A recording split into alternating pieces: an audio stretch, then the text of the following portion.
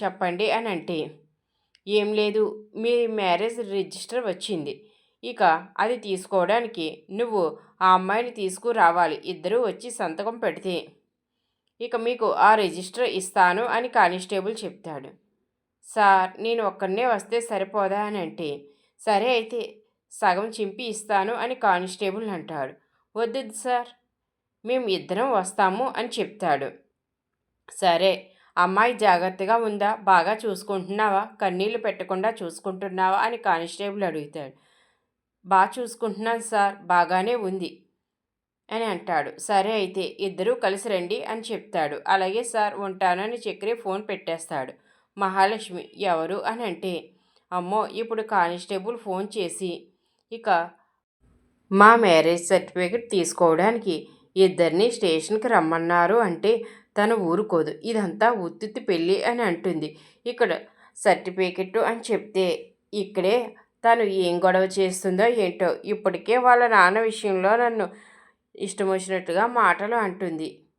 ఇక ఈ విషయం చెప్పకూడదని, అదే కానిస్టేబుల్ గారు మీరు ఎలా ఉన్నారా అని ఫోన్ చేశారు అని అంటే, ఏంటో నా జీవితం, ఇంట్లోంచి కాలు బయట పెట్టానో లేదో, నా పెళ్ళి నాకు ఇష్టం లేకుండానే జరిగిపోయింది. అసలు ఏది నా చేతుల్లో లేకుండా పోయింది అని మహాలక్ష్మి అంటుంది. ఇక ఒక్కసారిగా కారు ఆగడం చూసి, ఏంటి మీరెందుకు కారు ఆపారు, మనం చాలా దూరం వెళ్ళాలి కదా అని అంటుంది. అది కాదండి, మీరు ఏడుస్తున్నారు కదా అందుకనే అంటే, ఏడిస్తే కారు ఆపేస్తారా, ముందు పోనివ్వండి, త్వరగా పోనివ్వండి, మా నాన్న పరిస్థితి ఎలా ఉందో నేను వెళ్ళి చూసుకోవాలి అని అంటుంది. సరే సరే, మీరు కంగారు పడకండి, నేను త్వరగా తీసుకువెళ్తానని చక్రి ఇక కార్ స్టార్ట్ చేస్తాడు. ఇద్దరూ కలిసి ప్రతాప్ ఇంటికి వచ్చేసరికి ఇక గుమ్మం బయటే చుట్టాలు మహాలక్ష్మిని చూసి ఇష్టం వచ్చినట్టుగా మాట్లాడుకుంటారు. తండ్రిని మోసం చేసి డ్రైవర్తో వెళ్ళిపోయింది అని మాటలు అంటూ ఉంటారు. ఇక చక్రి అయితే ఇలాంటి మాటలు అన్నీ పడాల్సి వస్తుంది, మీరు ఇంకా అవేమీ పట్టించుకోకండి, లోపలికి వెళ్ళి మీ నాన్నగారికి ఎలా ఉందో చూద్దాం పదండి అని ఇక లోపలికి వెళ్ళబోతుంటే ఇక అప్పుడే గుమ్మంలోకి ఆది వస్తాడు. ఇక మహాలక్ష్మిని చూసి, ఏయ్, అసలు నీకు బుద్ధి ఉందా, ఎందుకు వచ్చావు అని మహాలక్ష్మి మీద కోపడుతుంటే, ఒరే ఆది, అది కాదురా, నాన్నకి ఎలా ఉంది అని అంటే, ఏంటి, ఎవరి నాన్నకి ఎలా ఉంటే నీకెందుకు, అయినా నువ్వు నాన్నని కాదని వెళ్ళిపోయావు కదా, ఇప్పుడు ఎందుకు వచ్చావు, ఏ మొహం పెట్టుకు వచ్చావు, ఈ డ్రైవర్ గారితో లేచిపోయావు కదా, అయినా సిగ్గు లేకుండా ఎలా రావాలనిపించింది.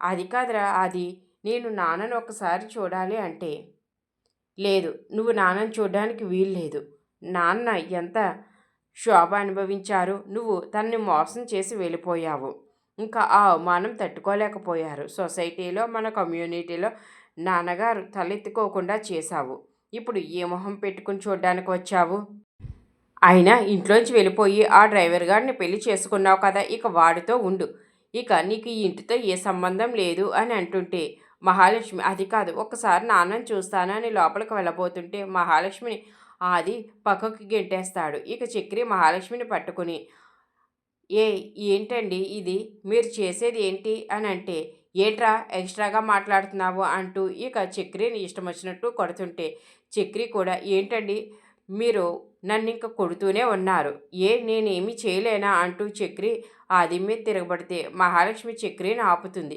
ఇక ఆది అయితే ఆగకుండా మళ్ళీ చక్రిని కొడుతూ ఉంటాడు. అక్కడ ఉన్న చుట్టాలంతా వచ్చి చక్రి ఆదిని విడదీసి ఇక అక్కడ ఉన్న వాళ్ళలో ఒక ఆవిడ, ఏంటమ్మా, నువ్వు పెళ్లి చేసుకుని వెళ్ళిపోయావు కదా, వెళ్ళిపో, మీ నాన్న గురించి ఎందుకు వచ్చావు, అయినా ఏ మొహం పెట్టుకుని వచ్చావు, ఆయన ఎంతో గౌరవ మర్యాదలతో ఉండేవారు, అలాంటిది ఆయన పరువు తీసేశావు, ఇప్పుడు ఎందుకు వచ్చావు, ముందు ఇక్కడి నుంచి పో అని అంటే ఇక ఆది, దీని మెడలో తాళి కట్టావు కదా, దీన్ని తీసుకుపో అని అంటాడు.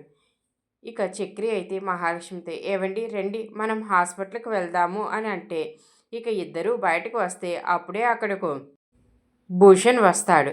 ఇక భూషణ్ మహాలక్ష్మితో, అసలు ఎందుకు వచ్చావు అంటే, ఏంట్రా నువ్వేంటి మధ్యలో మాట్లాడుతున్నావు అని మహాలక్ష్మి అంటే, ఏంట్రా అంటున్నావంటే, మాట్లాడుకు అని అంటుంది. సరే, ఇంత జరిగినా నేను నీ మెడలో తాళి కడతాను, ఆ మెడలోంచి ఆ తాళి తీసే, నేను బంగారు పుస్తల తాడు కడతాను అని అంటుంది. ఇక మధ్యలో చక్రి అంటే నువ్వు ఆగిరా, ఆగు, నేను మాట్లాడుతున్నాను కదా అని అంటే ఇక మహాలక్ష్మి భూషణ్ని కొట్టి, నీకు అసలు సిగ్గు లేదా? నువ్వు మా ఇంటికి దరిద్రంలా దాపరించావు. నీ దరిద్రపు అడుగు మా ఇంట్లో పెట్టగానే నన్ను మహారాణిలా చూసుకున్న మా నాన్న నా మీద కోప్పడ్డారు. దీనంతటికీ కారణం నువ్వే. నీ వల్లే మా నాన్నకు ఈ పరిస్థితి వచ్చింది. అయినా సిగ్గు లేకుండా నిన్ను వద్దని వెళ్ళిపోయినా మా ఇంటి చుట్టూ తిరుగుతున్నావేంటి? నీకేమైంది మహా? ఎందుకు వాడితో నీకు ఏం ఆనందంగా ఉండగలవు? నాతో వచ్చేయనంటే ఛీ, నీతో మాట్లాడడం అనవసరం అని అంటుంది. ఇక చక్రి, పదండి మనం వెళ్దాం అని ఇక మహాలక్ష్మిని అక్కడి నుంచి తీసుకువెళ్ళిపోతే భూషణ్ అయితే ఏంటో తను ఆ డ్రైవర్ను ఎందుకు పెళ్లి చేసుకుందో అర్థం కావటం లేదు. ఆయన నా దగ్గర లేనిది ఆ డ్రైవర్ దగ్గర ఉన్నది ఏమిటి నాకు అర్థం కావటం లేదు, స్టూపిడ్ గర్ల్ అని తిట్టుకుంటాడు. మహాలక్ష్మి ఇక హాస్పిటల్కి వెళ్ళగానే రిసెప్షన్ దగ్గరికి వెళ్ళి మా నాన్న అంటూ ఏడుస్తుంటే, ఏంటి మేడం చెప్పండి అని నర్సు అడిగితే ఇక చక్రి అయితే ప్రతాప్ గారు ఎక్కడ ఉన్నారు అని అంటే అక్కడ లెఫ్ట్కి తిరగండి, అక్కడ ఐసీయూలో ఉన్నారు అని నర్సు చెప్తుంది. ఇక మహాలక్ష్మి వెంటనే ఏడుస్తూ వాళ్ళ నాన్న రూమ్ దగ్గరకు వస్తుంది. ఇక వాళ్ళ నాన్నను బయట నుంచే చూస్తుంది. వాళ్ళ నాన్నను అలా హాస్పిటల్లో చూసి ఎక్కెక్కి ఏడుస్తుంది. నాన్న నేనొచ్చాను, మీరు కళ్ళు తెరవండి అని అంటుంది. ఇక ఆ పక్కనే లలిత, హారిక అయితే కూర్చుని ఉంటారు. లలిత మహాలక్ష్మిని చూసి ఇక తన దగ్గరకు వచ్చి, అసలు ఎందుకు వచ్చావంటే, అమ్మా అది కాదు, నాన్నను ఒకసారి చూడాలమ్మంటే, అసలు ఏ మొహం పెట్టుకొచ్చావు? ఇంకా ఆ మనిషిని బతకనివ్వా? ఇప్పటికే సగం సచ్చి పరువు లేక తను ఈ పరిస్థితిలో ఉన్నారు. ఇక నా పసుపు కుంకాలు తుడిచేయడానికే వచ్చావా? నీకు ఎంత ధైర్యం? ఆ డ్రైవర్ గాడితో లేచిపోయావు. నువ్వు ఇంకా సాయంత్రం మాటలు ఆ డ్రైవర్కి భోజనం పెడుతుంటే నా కూతురు ఎంత మంచిదో అని మురిసిపోయాను. కానీ నువ్వు వాడితో లేచిపోతావని అనుకోలేదు. అమ్మా అది కాదమ్మా, ఒకసారి నేను చెప్పేది విను, నేను ఏ తప్పు చేయలేదు అని అంటుంటే ఇక మహాలక్ష్మి మెడలో తాళి బయటికి తీసి, ఏంటే నువ్వు తప్పు చెయ్యకపోతే ఈ తాళి నీ మెడలోకి ఎలా వచ్చింది అని అడుగుతుంది. అది కాదమ్మా అంటూ ఇక చక్రి వైపు మహాలక్ష్మి చూస్తే లలిత కూడా చక్రి వైపు చూస్తుంది. వెళ్ళిపోయావు కదా వాడితో, మళ్ళీ ఎందుకు వచ్చావు అని అంటుంది. ఇక హారిక, మహా నువ్వు ఇప్పుడు వెళ్ళు అంటే, అది కాదు వదిన, నాన్నను ఒకసారి చూస్తాను అని అంటుంది. అత్తయ్య మీరు కూర్చోండి, మహాన్ నేను పంపించి వస్తానని ఇక మహాను తీసుకుని బయటకు వస్తుంది హారిక. వెనకాలే చక్రి కూడా వస్తాడు. వదిన నువ్వైనా నన్ను అర్థం చేసుకో, నేను ఏ తప్పు చేయలేదు, కావాలని పెళ్లి చేసుకోలేదు అని అంటే, మహా ఇప్పుడు తప్పొప్పుల గురించి పక్కన పెట్టు. ఇప్పుడు మావయ్య గారికి అలా ఉంది కదా, నువ్వు ఇక్కడ ఉంటే మళ్ళీ తను కోలుకున్నా నీ మీద కోప్పడతారు. ఇప్పుడు మావయ్య గారు ఆవేశపడడం మంచిది కాదు, నువ్వు ఇక్కడి నుంచి వెళ్ళిపో అని అంటే చక్రి మేడం అని హారికని అంటే నువ్వు మాట్లాడుకో అని అంటుంది. ఇక మహా నేను చెప్తున్నాను కదా, నువ్వు వెళ్ళు, తర్వాత నేను నీకు ఫోన్ చేసి మాట్లాడతాను అని అంటే ఇక చక్రి అయితే మహాలక్ష్మిని రండి అంటూ తీసుకువెళ్తాడు. మరోవైపు మహాలక్ష్మి ఇంట్లోంచి వెళ్ళిపోయిందని దారి కాచి మంగతాయారు ఇక నారాయణ్ని, ఏంటి నీ కోడలు ఉదయాన్నే ఇంట్లోంచి వెళ్ళిపోయిందంట, ఆయన ఎలా ఉంటుందిరా ఆ ఇంట్లోని? ఇక ఆ ఇల్లు చూస్తే ఎవరైనా ఉండగలరా? నా శాపం మీ ఇంటికి తప్పకుండా తగులుతుంది, అందుకనే నీ కోడలు వెళ్ళిపోయింది అని అనేసరికి ఇక నారాయణ అయితే, ఏంటి నీ మొగుడు దుబాయ్లో దేంతోనో ఉంటున్నాడంట కదా, ఇక అందుకనే ఇక్కడికి రావటం లేదంట అంటే, ఏంట్రా నువ్వు చెప్పేది అని అంటే, అవును మరి నువ్వు ఇక్కడ ఊళ్ళో విషయాలు అన్నీ తెలుసుకుంటున్నావు, నీ మొగుడు విషయం తెలియదా అని అంటే, నా మొగుడు అలాంటోడేమీ కాదు అని అంటే, ఎందుకు కాదు, వెళ్ళెళ్ళు, నీ కాపురంలో చిచ్చు పెడుతున్నాడు అక్కడ వేరే దాంతో కులుకుతూ అని చెప్పేసరికి మంగతయ్యారు ఇంత పని చేస్తావా అంటూ చాలా ఆవేశంగా వెళ్ళిపోతుంది. ఇక నారాయణ అయితే, ఏంటి నా కోడలు వెళ్ళిపోయిందని నీ శాపం తగిలిందని అంటున్నావు, ఇప్పుడు నా శాపం చూసావా, నువ్వు జీవితాంతం ఇక నీ మొగుడిని అనుమానిస్తూనే బతుకుతావు, నాకు అదే కావాలి అని నారాయణ అంటాడు. మరోవైపు కన్నాతో తన ఫ్రెండ్స్, ఏంటి మీ వదిన వెళ్ళిపోయిందంట కదా, అయినా అలాంటి ఇంట్లో ఎవరైనా ఉంటారా అని అంటే, మా వదిన వెళ్ళిపోలేదు, మా అన్నయ్య మా వదిన కలిసే వెళ్ళారు, ఇద్దరూ కలిసే వస్తారని చెప్పినా సరే ఆ ఫ్రెండ్స్ మాత్రం వెటకారంగా మాట్లాడేసరికి కన్నాకి చాలా కోపం వస్తుంది.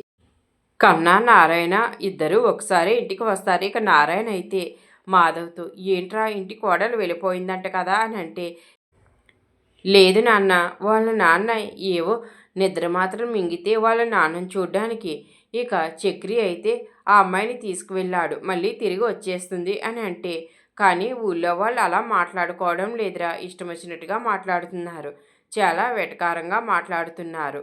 మనం ఇక మన ఇంటి కోడలు మన ఇంటికి వస్తుందని చెప్పి ఊళ్ళో వాళ్ళందరికీ తెలియచేయాలి అని అంటే, కన్నా అయితే గ్రాండ్గా రిసెప్షన్ ఏర్పాటు చేద్దాం అన్నయ్య, అప్పుడు ఊళ్ళో ఎవరు మన అన్నయ్య వదినల గురించి ఏమీ మాట్లాడరు, వాళ్ళకు బుద్ధి రావాలంటే ఇక గ్రాండ్గా రిసెప్షన్ ఏర్పాట్లు చేయాలి అని చెప్తారు. ఇక ఆ విషయం మంగతాయారుకు తెలిసి చాలా షాక్ అవుతుంది. ఏంటి, ఆ చక్రికి ఆ అమ్మాయికి రిసెప్షన్ ఏర్పాటు చేస్తున్నారా? ఇంకా ఇల్లు వదిలి వెళ్ళిపోయింది కదా అని నేను చాలా ఆనందపడ్డాను. మహాలక్ష్మి చక్రికి రిసెప్షన్ ఏర్పాట్లు చేసి మంగతాయారుకి షాక్ ఇవ్వడం మీలో ఎంతమందికి నచ్చిందో కామెంట్ చేయండి. ఈ వీడియో నచ్చితే లైక్ చేయండి. Thanks for watching.